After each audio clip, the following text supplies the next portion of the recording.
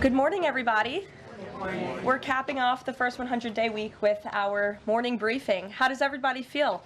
You like the morning briefings? Yes. Okay, we do too. That's why we're doing them. It's good to see all of you. I brought a friend out here today who is happy to take your questions, but first, some remarks. At 11 o'clock, President Trump will participate in a National Day of Prayer event where he will invite Americans of all faiths across the country to join him in asking for God's continued blessings over our great country. During the event, the president will sign an executive order establishing a Religious Liberty Commission. Later today, President Trump will travel to the University of Alabama to deliver a commencement address to the graduating class of 2025. Last night, we saw yet again why President Trump is our deal maker in chief. We secured a historic agreement to establish the United States-Ukraine Reconstruction Investment Fund. This is a first of its kind economic partnership for the reconstruction and long-term economic success of Ukraine that the United States will greatly benefit from. This partnership represents the United States taking an economic stake in securing a free, peaceful, and sovereign future for Ukraine. This partnership establishes a fund that will receive 50% of royalties, license fees, and other similar payments from natural resource projects in Ukraine. President Trump has been clear from the beginning. He wants the killing in this brutal war to end. This agreement shows how invested the president is in securing a truly lasting peace. To mark President Trump's triumphant first 100 days in office, we've detailed all week how President Trump has been hard at work delivering on the promises he made to the American people. And yesterday, the president once again showcased why he is the most transparent and accessible president in American history when he held his fourth open press cabinet meeting. Every cabinet secretary went into great detail, explaining how their respective agencies are making life better for American families and businesses. And then the president allowed all of you to ask questions on anything you wanted afterwards. One of the main reasons President Trump won nearly 80 million votes, swept all 7 battleground states, and received a resounding mandate from the American public is because of the contrast he presented during the campaign and continues to this day. Everything President Trump's agenda is grounded in one thing: common sense. While the Democrat Party went off the deep end and doubled down on pure craziness, President Trump pledged to restore common sense back to the United States of America. In a little more than 3 months, that's exactly what he's done. He recognized that America is a sovereign nation that cannot survive if it does not protect its territorial borders. So he secured the border in record time and ended the mass invasion of tens of millions of illegal aliens into our homeland. The president knows his top responsibility is ensuring the safety of the American people, which is why he's arresting violent illegal alien invaders in our communities who threaten our public safety. And it's unacceptable to President Trump to allow rampant waste, fraud, and abuse of Americans' precious tax dollars, which is why the president championed a historic DOGE effort that saved nearly $200 billion already. President Trump knows America is blessed with an abundance of liquid gold below our feet in the form of fossil fuels. So he ended Joe Biden's reckless war on American energy and is restoring American energy dominance to lower costs and strengthen our national security. President Trump believes Americans should be free to drive whatever car they want, so he ended Joe Biden's disastrous EV mandate and promoted true consumer choice. President Trump stood up for the Constitution's promise of colorblind equality before the law, so he terminated radical DEI preferencing and federal contracting and directed federal agencies to relentlessly combat private sector discrimination. DEI seeks to divide and pit Americans against each other based on immutable characteristics. President Trump put an end to it.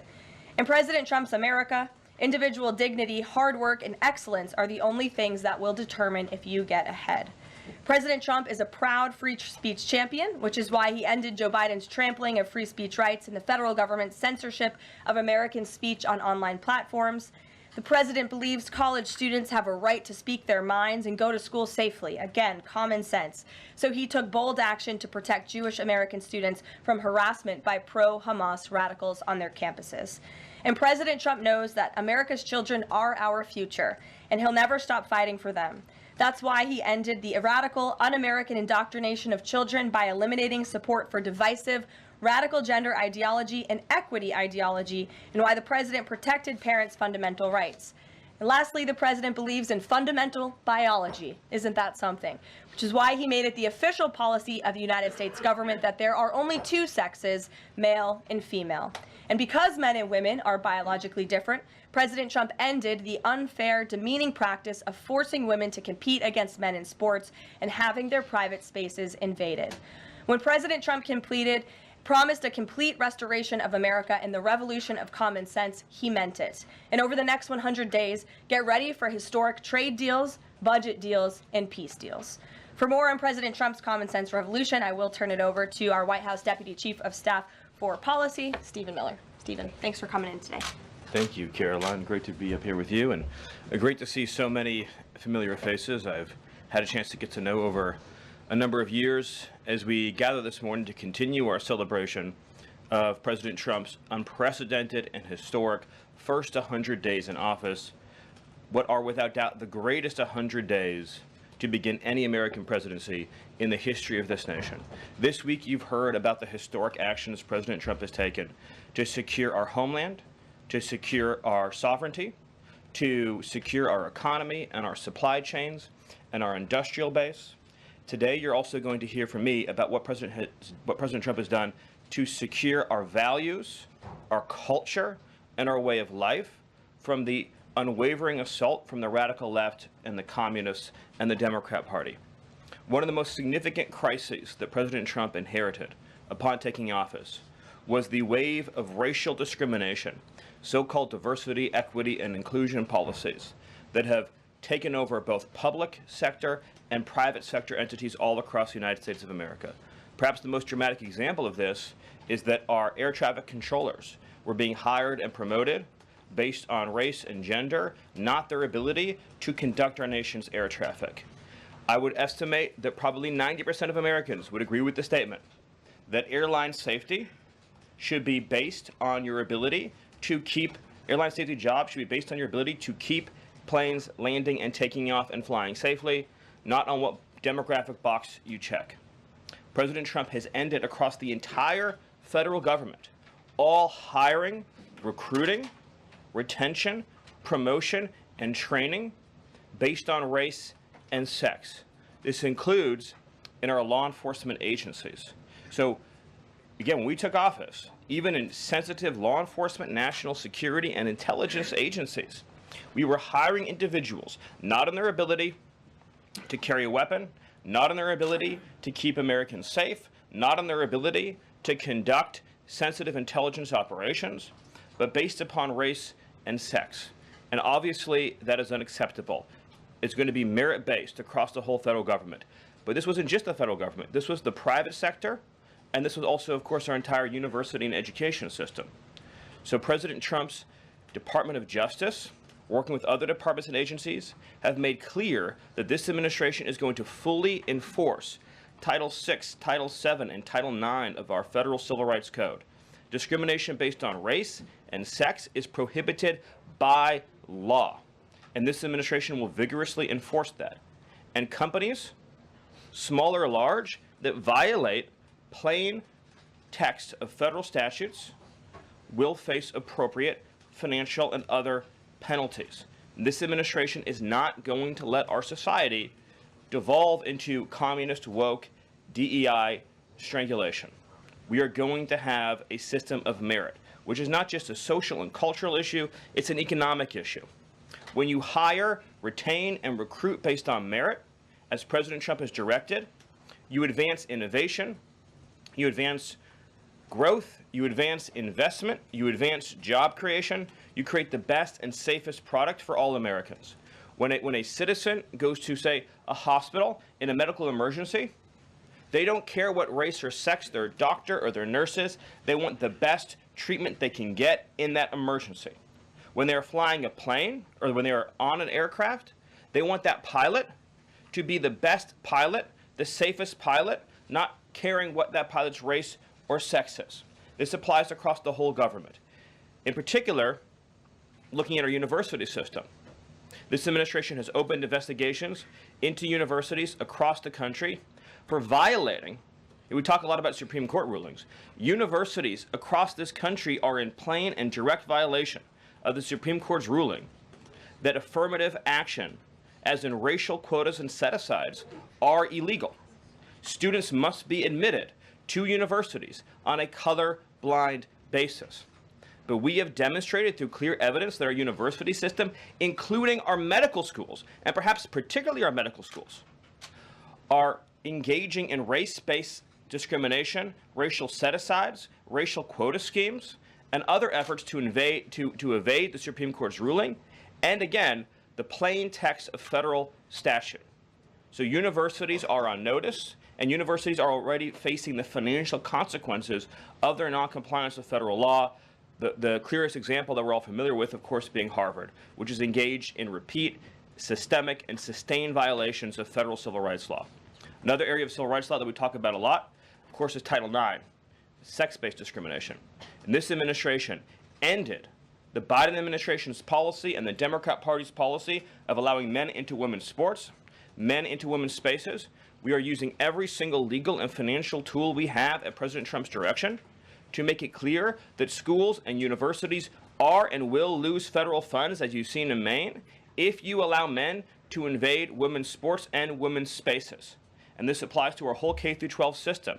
The Department of Justice is also coordinating with state and local law enforcement to fight child abuse in our school systems. It is child abuse to change a child's gender, particularly if you do not inform the parents. In other words, if a 5-year-old or a 6-year-old goes to school, or a 7-year-old goes to school, and the teacher tries to turn the boy into a girl or the girl into a boy, that is child abuse. And this administration is treating that as child abuse. And it is a gross violation of parental rights. This also includes the administration's message to our hospital systems that they cannot and will not be allowed to use taxpayer dollars to perform chemical castrations and sexual mutilations of children. Castration surgeries, castration drugs, sterilization treatments of children are barbaric. They violate all sound medical ethics. They are completely unwarranted. They harm children for life irreversibly. It is child torture. It is child abuse. It is medical malpractice. And so the Department of Health and Human Services, under the leadership of Bobby Kennedy, as well as the Department of Justice and other departments of this government, are making clear to our medical providers and our hospital systems that you cannot use taxpayer dollars to perform these barbaric procedures on America's children. And HHS has systematically eliminated all of the junk, fake science that was produced under the Biden administration promoting sex changes on children, promoting the idea of sterilizing children. That's been cleaned out, that's been removed, and new guidance is being issued to doctors and hospitals advising them that they cannot perform these horrifying procedures, these irreversible procedures on our nation's children. We are also making clear in our prison system, male prisoners will not be allowed into women's prisons. The Biden administration promoted prison rape by putting men into female prisons. That is obviously insane, cruel, and unacceptable. And even though the Democrat Party and Hakeem Jeffries and the Democrat media continue to fight to put men into women's prisons, this administration will not allow that. And will not allow men, as well, in our K-12 system, into women's private spaces and restrooms. We have seen horrifying example after example of young girls being sexually assaulted because school districts have allowed men into women's and girls' private spaces. This administration, President Trump, is at the forefront of protecting women and protecting girls. And nowhere is that clearer than when we are talking about fighting radical gender ideology. This administration is also fighting to get critical race theory out of our school districts. Children will be taught to love America. Children will be taught to be patriots. Children will be taught civic values for schools that want federal taxpayer funding. So as we close the Department of Education and we provide funding to states, we are going to make sure that these funds are not being used to promote communist ideology. For any nation to be successful, it cannot teach its children to hate themselves and to hate their country. So these are a few of the areas in which President Trump has fought the cancerous communist woke culture that was destroying this country, where we were led to believe that men were women, that women were men, that racial discrimination was good, that merit was bad, and that safety and physical security mattered less than the feelings of liberal ideologues. The president has also fought to return the Department of Justice to its core mission of protecting public safety and locking up violent criminals, instead of using the Department of Justice to target conservatives, to target Christians, to target people of faith. The last administration cruelly and shamefully used the power of the Justice Department to go after law-abiding Americans, in particular Trump supporters, conservatives, and Christians. That persecution has ended. The Department of Justice and the FBI are back in the business of going after bad guys, of going after gangs, of going after criminals, and keeping Americans safe. Let me just conclude before taking questions by noting that when you look at the sweep of the first 100 days, every single crisis that has afflicted America for years, sometimes decades, sometimes generations, this president has fought head on. He has taken on every entrenched power structure and system all across this government, this swamp, this town. That includes, of course, the DOGE efforts to slash corrupt, wasteful government spending, graft, and corruption, and to stop billions of taxpayer dollars from going to radical left NGOs. These are left-wing nonprofits that are used to advance illegal immigration, to advance open borders, to advance gender ideology, and to advance all of this insanity that has been turning our country in the wrong direction for so many years. President Trump took head on the trade crisis afflicting this country with the destruction of our manufacturing and industrial base, the shameful betrayal of the American worker by Joe Biden and the globalists that sent all of our supply chains overseas. He took head on the catastrophe of mass, unlimited illegal immigration that was turning us into a failed third world state, and achieved the lowest level of illegal immigration in recorded history without even a close second.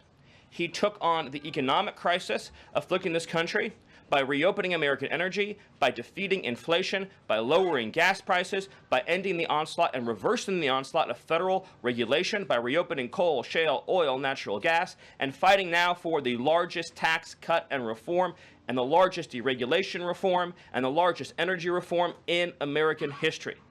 These are just some of the things that have ushered in the new golden age, along with his fight to restore the peace that we had for 4 years under the previous administration before Joe Biden sunk this planet into bloodshed and war in the Middle East, in Europe, and rising tensions in Asia. President Trump, in every area of conflict around the globe, has been fighting to restore peace, security, stability, harmony. So he inherited an economic catastrophe, a border catastrophe, a public safety catastrophe, and a cultural catastrophe. And in every case, he has reversed those catastrophes and brought America into the new golden age. So I thank you for your time, and I look forward to any questions you have. Awesome. Thank you, Stephen. And as always, we'll start with our new media seat today. Chris Bedford from the Blaze Media. Why don't you kick us off? Thank you very much. Stephen, what is the end goal of the China tariffs right now? Is the idea to open up the Chinese markets through a deal to a better market for exporting American goods to China? Or is it a reconfiguration of global trade in a way that isolates China from free countries? No. So China is a unique situation, obviously. The president has talked at length about what happened to us economically since China's entrance into the World Trade Organization and the trillions and trillions of dollars of trade deficits that we've racked up with China over the period of that time, and what that's meant for our national security, what that's meant for economic security, what that's meant for our supply chains. Obviously, right now, the Secretary of the Treasury is in the process of developing a plan that will answer the questions that you're talking about, but the president's goals have been very clear on these points, which is that he is not going to allow China to continue to steal our intellectual property, to continue to illegally dump and subsidize their goods in our markets, to manipulate their currency, to rack up an unsustainable trade deficit. We need to have a trade relationship with China that does not do harm to our nation's economic and national security. And that has to be the guidepost of any objective. At the same time, tariffs will bring significant revenue into this country that will allow us to pursue our dramatic plan of tax cuts and reforms. Awesome. Great. Bloomberg, go ahead. Hi. First of all, similar to that question, I'm curious, Kevin Hassett, when on CNBC this morning, said that they were expecting some sort of news on tariffs by the end of the day. Do you have any insight into that? I don't want to get ahead of any announcement, but I'll just reiterate that Right now, countries from all over the world, because of President Trump's leadership, are desperate and dying to make trade deals with the United States. We're going to evaluate each of those deals, and President Trump is personally involved in making sure that these negotiations serve only one interest, which is the interest of the United States of America, and we'll end up with a deal in these cases where, yes, the other countries, obviously, will have their own demands and their own interests, but nothing will go into effect that doesn't serve the interests of America and the American people. Thank you. Stephen, this morning GM is putting a dollar figure on how much the president's tariffs will impact the company. The CEO says tariffs will cost GM between $4 and $5 billion this year. The CEO of Ford says he can't commit to not raising prices because of tariffs. Is the administration open to doing more to give automakers relief? The question, unfortunately, misses the entire point, which is that U.S. automakers have announced dramatic investments and expansions inside the United States. American auto plants are growing, they are expanding, they're opening new facilities, they're expanding existing facilities that are already in operation, because it is now the case that for the first time in our lives, that American cars receive preference in America's markets. The U.S. auto industry used to control the entire world. I believe the number during the heyday was that 70% of all cars in the world were made in Michigan. And now, of course, we've become a tiny fraction of the global market. And the reason for that is because the United States opened its markets to every single foreign cheater and every single foreign nation that subsidized its goods on the face of the earth, and their markets have been closed to ours. Japan closed their market to our cars, the entire EU closed their market to our cars, South Korea closed their market to our cars. All of the countries I just mentioned have tens of billions of dollars of annual trade deficits in automobiles with the United States. These are supposedly pure nations, nations that have at least a somewhat equivalent per capita GDP. So it is impossible under the terms of fair trade, if you have two nations with similar per capita GDP, to have such uneven trade flows in automobiles. What the president has done with his car tariff, we have the most desirable market in the world, is if you want to sell cars tariff-free, tax-free to our market, your plant has to operate in the United States. The only alternative to that is to have no U.S. automobile industry whatsoever, which is where this was headed, to be clear. If we stayed on this current path, within a few years, there would have been no U.S. automobile industry. And what little was left of it would have been in Mexico. Because U.S. auto companies have steadily been shifting their supply chains to Mexico, where they believe it is cheaper to make their products. In reality, it'll be cheaper to make them here because there'll be no tariff for anything made in the United States, and we'll have the cheapest energy and the best regulatory environment in the face of the earth. But in the meantime, while manufacturing ramps up, American consumers may pay more. Do you agree? Not on cars they won't, because again, there's now a massive economic incentive for automobile producers to expand production in the United States, and whatever they make here, there will be no tariff. We'll go to the back row. Go ahead. Thank you, Caroline. Today, the U.S. Chamber of Commerce released a letter to the Trump administration asking for small business tariff relief. They say that's necessary because in order to save small businesses and to stave off a recession. Stephen, is the administration considering small business tariff relief? The relief for small businesses is going to come in the form of the largest tax cut in American history. A tax cut, by the way, that every single Democrat is planning to vote against. They're voting for a tax hike on every middle-class family of about $4,000. The president has made clear that there will be a 100% expensing for investment in the United States. Companies that invest in the United States will be able to deduct 100% of that cost from their tax liability. This will be the most pro-small business tax bill in American history.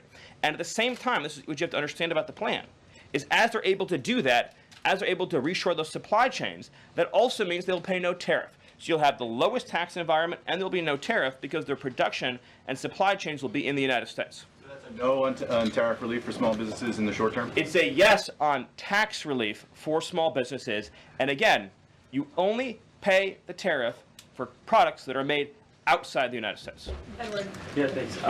So on the rare earth mineral deal that was signed last night, when can that deal be operationalized? What's the time frame? And what kind of leverage does that give Ukraine over Russia?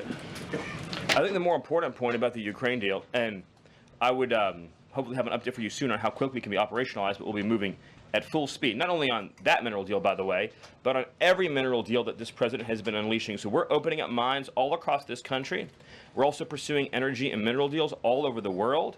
Since the president issued his executive order also on deregulating coal, we've seen dramatic coal production increases already in the United States. So we're taking advantage of the trillions of dollars in coal wealth and mineral wealth that exists in the United States. We're a very mineral-rich country. But with respect to that deal, we'll move it and operationalize it as fast as we possibly can. But it's meant to pay back the United States, this is the key point, for the hundreds of billions of dollars that our taxpayers have spent subsidizing the war in Ukraine. So it is repayment to the United States, and that's one of the most important points to understand about it. What's the leverage?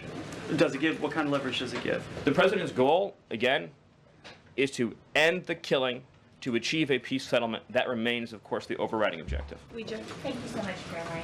Thank you, Stephen. Thank you. This administration has stressed the need for price transparency for things like healthcare bills and concert tickets. So why is it a political and hostile act for Amazon to display price transparency on consumer goods?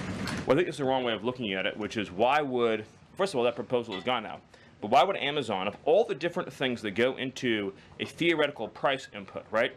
For example, does Amazon list the cost of California's regulations on everything made in California?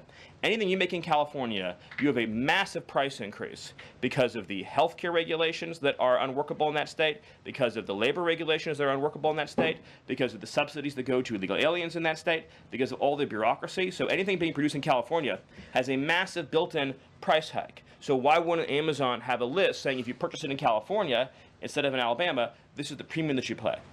That you pay. This was a clear attempt by whoever proposed it originally, I don't know, because Amazon says they were never going to do it, to try to undermine our trade negotiations with China. I'll make another important point on this, which is that there's been many complaints about the fact that there are a lot of products that are sold on Amazon that are actually ripoffs of American products that are then stolen by China, and then they take our IP and they put them into products to try to undersell our manufacturer. So to the extent that we are engaged in labeling issues on Amazon, I would say that would be the most significant one to fix, is making sure we're not undercutting American consumers. And then one on Abrego Garcia, please. The administration is reportedly inquiring about his return. Is that to check a box for compliance, or does President Trump want him back on U.S. soil, or both? So, as Secretary Rubio said yesterday in the cabinet meeting, this administration is not going to publicly discuss the inside details of our foreign policy and negotiations with a foreign country. And in particular, we are not going to allow a district court judge to try to become the Secretary of State.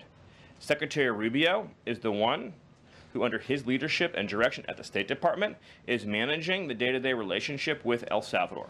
Let's just take a moment, number one, to express our gratitude to El Salvador for agreeing to take some of the most dangerous terrorists off of America's streets and to put them into a safe environment where they cannot continue to engage in acts of terrorism or coordination with the Maduro regime.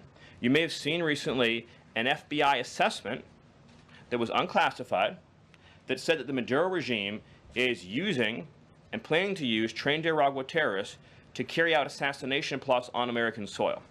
Now, very few in this room covered that. I'll let you all ask yourselves why you didn't cover it and why your editors didn't assign that story to you. Something I think you should think about on your own. But this is a earth-shattering piece of news. The Biden administration imported the terrorist army that our own FBI assesses is planning assassination strikes on American soil against critics of the Maduro regime.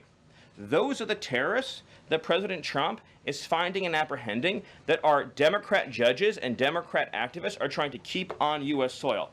Trinidad has the same legal status as Al-Qaeda and ISIS. MS-13 has the same legal status as Al-Qaeda and ISIS. These are foreign terrorists operating on our soil. And our gratitude to El Salvador for agreeing to take custody of these terrorists is immense. With respect to the case that you mentioned, there's now even been more evidence that has been made public of this person's violent, repeated threats and assaults against his spouse, someone who had repeated, documented human trafficking and human smuggling offenses, somebody that has extensively documented membership in MS-13, a terrorist organization, and of course he had MS-13 tattooed on his knuckles. This is a person that was a clear and present danger to the safety of the American people. And it is a sad reflection on the state of our media and many of the outlets represented in this room that you obsessively try to shill for this MS-13 terrorist. Well, no coverage occurred in your papers about any of the Americans that were raped and tortured and murdered by the illegals that Biden was importing into our country. You know, you talk about due process. The Biden administration made the decision to give extensive due process to 2 trained Nicaragua terrorists that were apprehended at the border just a couple years ago. They were 2 gentlemen. They were from Venezuela. They were members of trained Nicaragua. The Biden administration Border Patrol apprehended them and made the decision to provide them with extensive due process, put them onto a program known as supervised release, and put them on ankle monitors so that they could go through a lengthy legal, judicial determination as to whether these legal aliens who had just set foot on U.S. soil might want to live in the United States for the rest of their lives. What was the result of that decision? What was the result of that choice that was made? Those 2 men kidnapped a young girl named Jocelyn Ungary from her family. They beat her, they sexually assaulted her, they tortured her, they stripped her, they murdered her, and they dumped her body. That is what the Biden administration's policy was. Most of your papers never covered her story when it happened. To the extent that you covered it at all, it was because President Trump forced you to cover it by highlighting it repeatedly over and over again. He had to shame you into covering it. And each and every one of you that sides over and over again with these MS-13 terrorists, to the extent that you have the financial means to do so, you all choose to live in condos or homes or houses as far away from these kinds of gangbangers as you possibly can. If I offered any one of you a rent-free home with no taxes to pay in any of these gang neighborhoods, and I said your neighbors are MS-13 terrorists or Mexican mafia or Sinaloa cartel or trained Nicaragua, I couldn't pay you to live there. But yet you, with your coverage, are trying to force innocent Americans to have these people as their neighbors, and that one day their daughter may be abducted from their home and raped and murdered.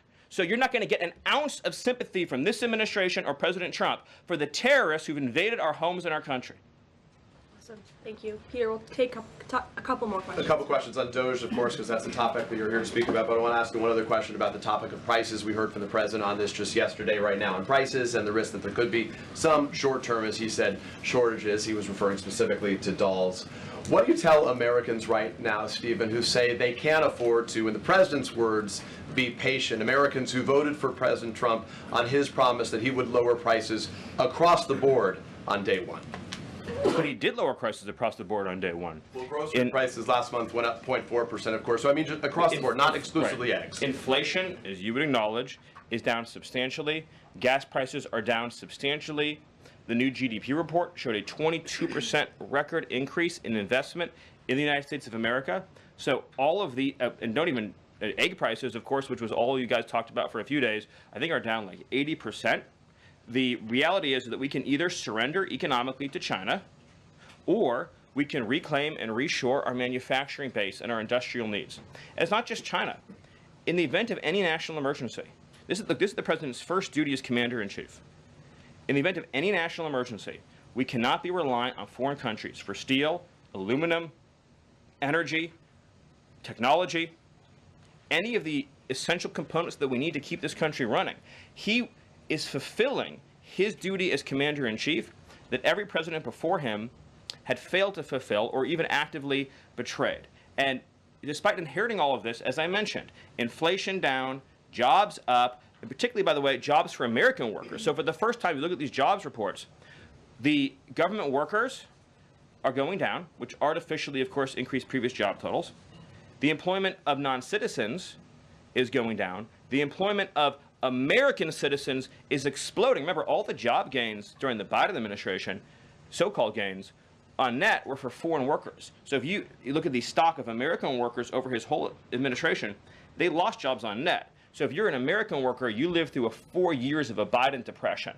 That was the economic reality that now that President Trump is rescuing.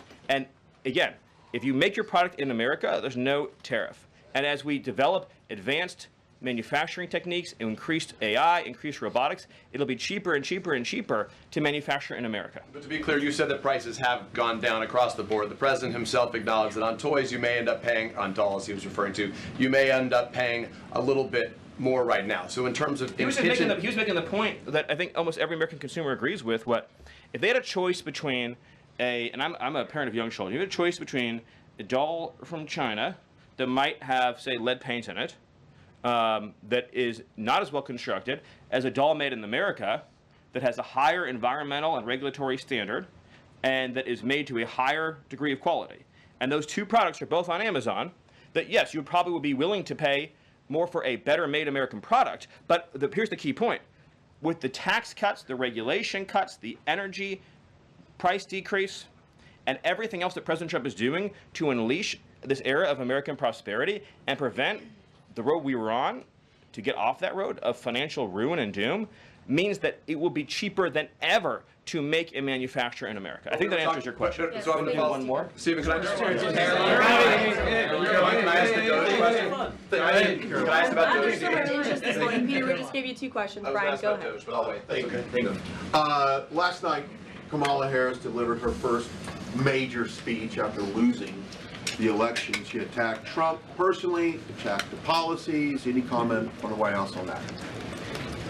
Well, I think it was a great reminder to the American people of just how blessed we all are that the leader sitting in the Oval Office today is President Donald Trump and not President Kamala Harris.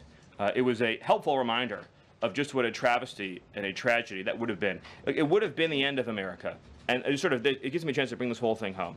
If we continued on this road of radical regulation, choking off American energy, sending our supply chains to foreign countries, taxing our economy to death, pushing this cancerous woke ideology on our children, ending merit, ending scientific innovation, ending public safety, allowing, everyone goes to the stores these days, everything's locked up, criminals roam free, law-abiding citizens under the previous administration were punished while gangbangers were given red carpet treatment. Democrats, of course, are still giving gangbangers red carpet treatment. And then the border invasion. If those policies had continued, it would have been the end of the American Republic. And the only thing Americans want to hear from Kamala Harris is an apology for joining Joe Biden, and remember, she was the border czar, joining Joe Biden in aiding and abetting the invasion of our country. And we're never going to stop talking about this, because what they did to this country is unforgivable. It is an eternal stain on the Democrat Party. Every day we read another story. Every day we arrest another alien they let into this country who raped a child, who beat a woman within an inch of her life, who murdered a mom, who murdered a dad, who trafficked drugs into this country, who trafficked fentanyl into this country, who are responsible for dead and slaughtered Americans. And I don't know what's broken in the Washington press corps, that none of that moves them emotionally. The only thing that gets them exercised is, do we need to have more trials for terrorist supporters? Do we need to have more trials for gangbangers? Do we need to have more trials for illegal alien invaders? Even though Congress and the Constitution clearly say that you can expel invaders and illegal aliens quickly, efficiently, and properly. This president has literally saved America, and I could not be prouder. I could not be prouder, as I know Karoline feels the same way, to come every single day to this building where we have a leader sitting in office whose first, last, and every thought is the safety, prosperity, security, and sovereignty of the citizens. That's an important word, people. Citizens of this republic. Thank you all. Thank you, Stephen. Thank you for your time. Thank you, everyone. And just to add on the Kamala Harris point, I think I speak for everyone at the White House. We encourage Kamala Harris to continue going out and do speaking engagements. You'll hear from the president at 11 o'clock. See you guys later.